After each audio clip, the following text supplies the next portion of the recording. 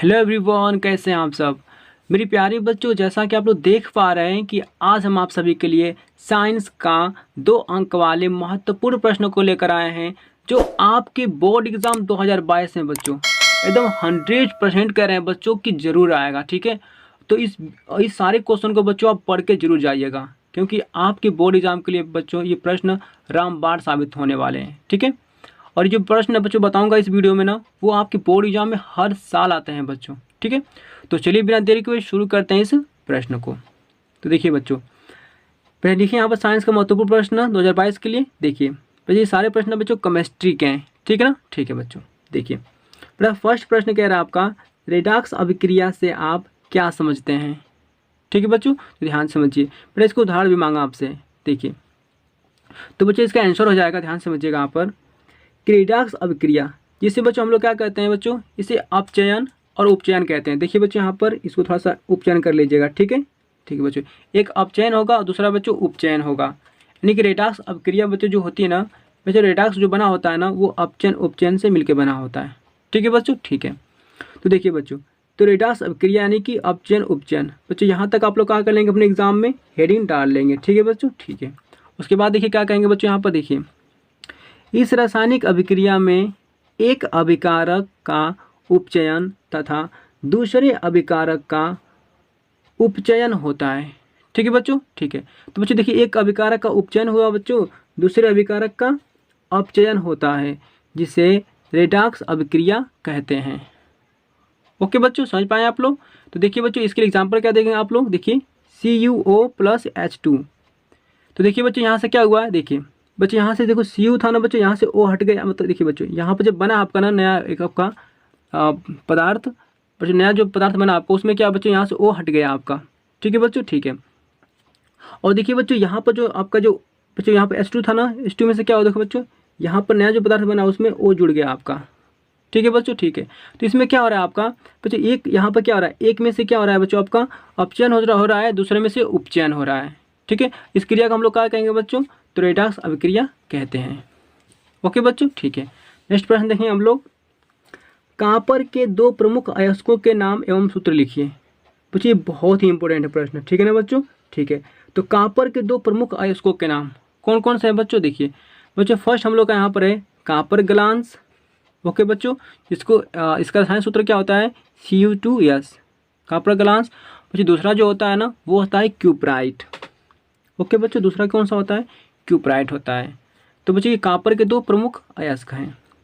अगला देखते हैं प्रश्न बच्चों हमारे यहाँ पर, 2 उभयधर्मी ऑक्साइडों का उदाहरण दीजिए।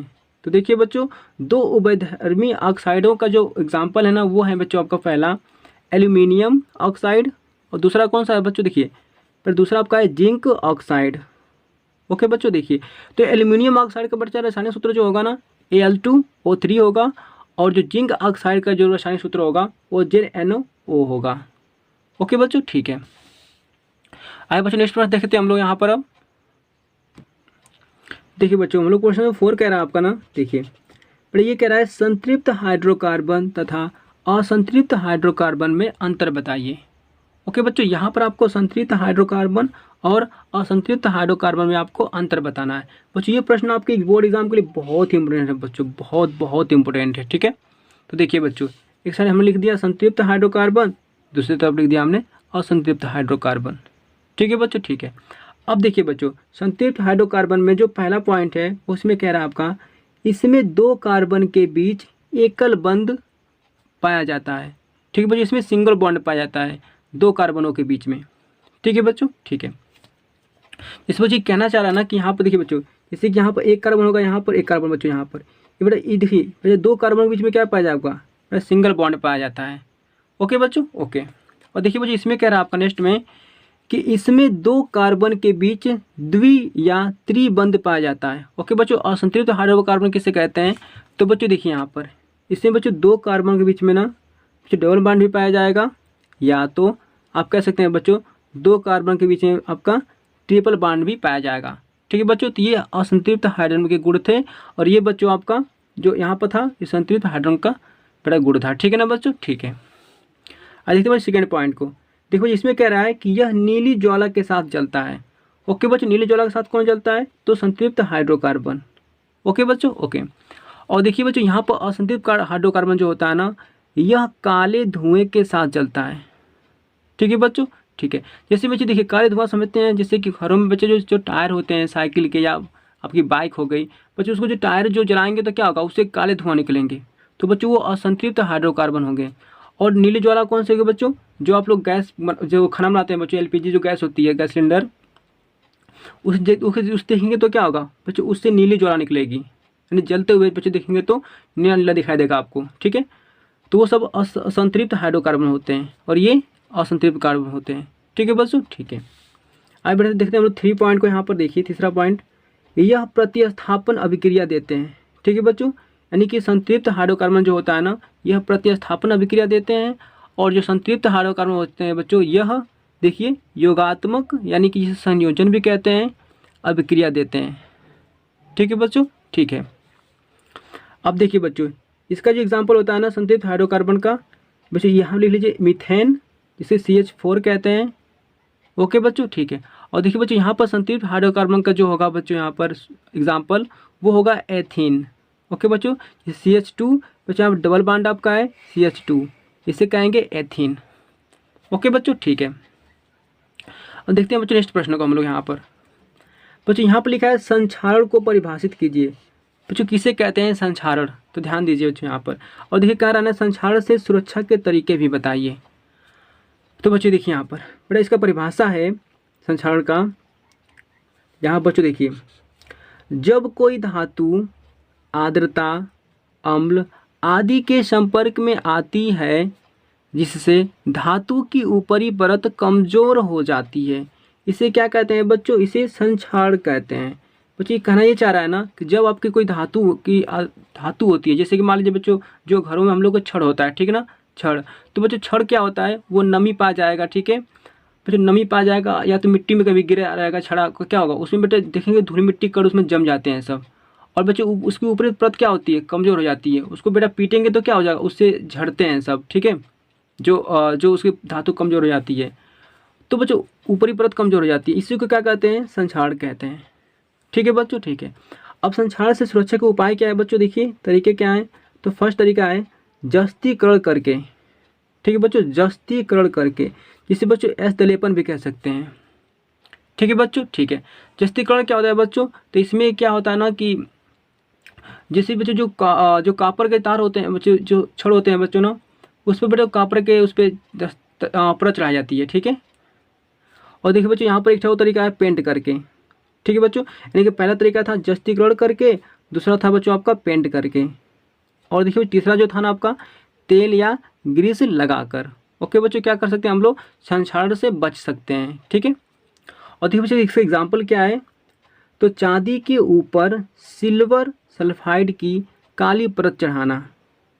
ओके बच्चों, तो बच्चे इसी एग्जाम्पल समझ सकते हैं आप लोग कि जैसे चांदी के ऊपर जो देखेंगे बच्चों ना, तो सिल्वर सल्फाइड की काली परत चढ़ी होती है।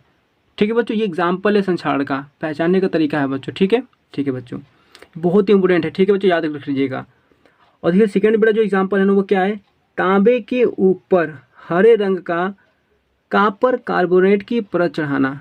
ओके बच्चों, जो तांबे जो होता है ना, तो तांबे के ऊपर क्या होता है बच्चों, हरे रंग का कॉपर कार्बोनेट की परत चढ़ना। ठीक है बच्चों, ठीक है। तो बच्चे ये जो दो है ना बच्चों, इसको देखकर आप पहचान सकते हैं कि संक्षारण हुआ है। ठीक है, आप देखेंगे तो चांदी क्या होगी, चांदी कुछ दिनों के बाद बच्चों काली पड़ जाती है, मतलब कि वो संक्षारित हो जाती है। और देखो भाई तांबे के ऊपर हरे रंग का कॉपर कार्बोनेट की परत चढ़ना, जो तांबा होता है ना उस पर देखेंगे ना, तो उस पर हरे रंग का परत चढ़ जाती है। ठीक है बच्चों, तो ये होता है आपका संक्षारण के कुछ एग्जाम्पल। ओके बच्चों, ठीक है। आप देखेंगे बच्चों हम लोग विकृत गंधिका, तो विकृत गंधिता को परिभाषित कीजिए। ठीक है बच्चों, अब विकृत गंधिता से बचाव के तरीके बताइए। तो देखिए बच्चों विकृत गंधिता जो होता है ना, वो क्या होता है, देखिए ये बच्चों इसका परिभाषा लिख लीजिएगा। यहाँ पर ये लिखा है, वसा युक्त और तैलीय खाद्य सामग्री वायु के संपर्क में आने पर अपचयित हो जाते हैं, जिससे उनके स्वाद और गंध में परिवर्तन होता है। इसे हम विकृत गंधिता कहते हैं। ओके बच्चों, विकृत गंधिता किसे कहते हैं? तो बच्चों ध्यान समझिएगा, जिसमें बच्चों स्वाद का चेंज होना और गंध का परिवर्तन होना। ओके बच्चों, जैसे अचार को ले लीजिए बच्चों। अचार क्या होता है बच्चों? अचार का स्वाद बच्चों कुछ दिन तक रख देंगे तो उसका स्वाद चेंज हो जाएगा और उसकी गंध भी बच्चों परिवर्तन हो जाएगी। ठीक है बच्चों, और ध्यान समझिएगा यहाँ पर कि विकृत गंधता जो होता है ना बच्चों, ये सड़ा नहीं होता। जैसे कि मान लीजिए कोई पदार्थ बहुत सड़ जाता है, एकदम खराब हो जाता है बच्चों, तो सड़ना और विकृत गंधता में बच्चों बहुत ही फ़र्क है। ठीक है ना? तो जो सड़ जाता है जो पदार्थ एकदम से ना, जो खराब हो जाता है, जो बिल्कुल अच्छा नहीं लगता है बच्चों, वो होता है आपका सड़ना, उसको सड़ना कहते हैं।